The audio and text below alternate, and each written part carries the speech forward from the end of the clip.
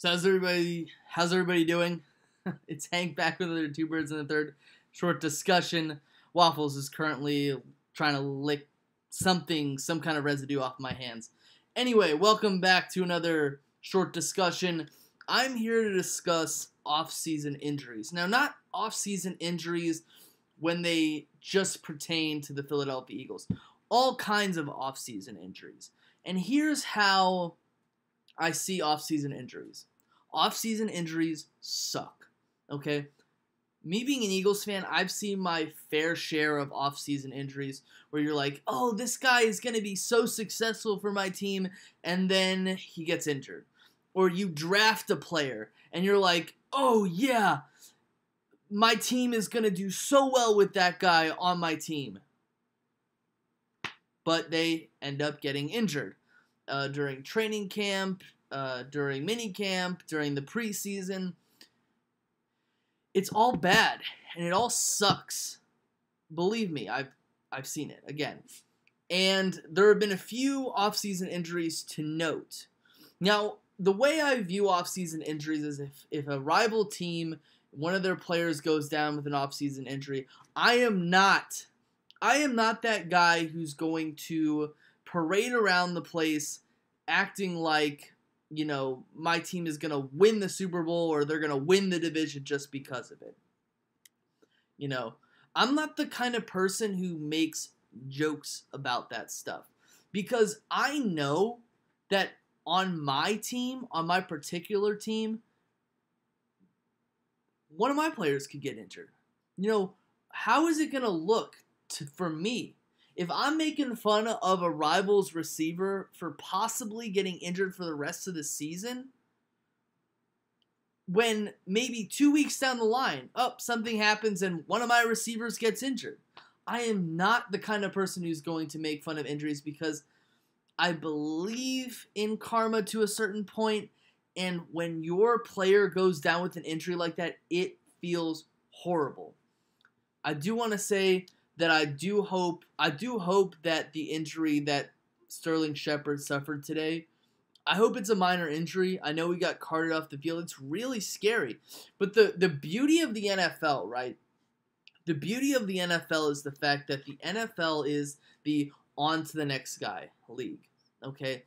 Sterling Shepard, he was either supposed to be a number one or a slot receiver paired up against, or like not against, but on the other side of Odell Beckham Jr. It's on to the next guy, okay? And if I'm a Giants fan, I would have every confidence that coaching staff knows a little bit what they're doing and how they're going to get his replacement in or replace him this season if, so facto, he ends up being out for the rest of the regular season. But it's horrible. It's deflating, especially when you're building up so much excitement about certain players. A Ravens guard got injured. What's his name? Something Lamb. He got injured. Draft picks getting injured. It's really bad. It always brings me back to, unfortunately, the Cleveland Browns. Everyone remembers LaCharles Bentley. Everyone remembers LaCharles Bentley I think they got him from maybe New Orleans. I'm not exactly sure where the Browns got him from, but I remember it was one of the first practices, one of the first snaps, and LaCharles Bentley gets injured. And he was a sought-after free agent for the Cleveland Browns, and he never played another snap again. So you can pick up these free agents. You can draft these players who you're like, yeah, they're going to be amazing. And then they get injured. And then you're screwed. Because you just paid a bunch of money for a guy who's never going to see the field. Especially when their injury, right? Their injury could be, a career ender. They could never play football again. I always hated that. I always hated seeing that. I always hated players who I thought were going to be amazing but didn't play because of injury. So this is the video about off-season injuries and how I view them. They are not fun. Okay, not at all. I don't wish offseason injuries on anyone, even my division rivals. I want to play against them at the top level, because you see the best divisions in the NFL. They're the divisions where everyone's best player is playing. Okay, and that's how you judge yourself as a team. Okay, you're not going to judge yourself as a team if you're just playing against tiddlywink players who are backups, right? It's interesting. You're like, oh, you got to the division championship easily. You got to the playoffs easily, and you get bounced in the first round of the playoffs from a team from a division that is top notch and has top notch players.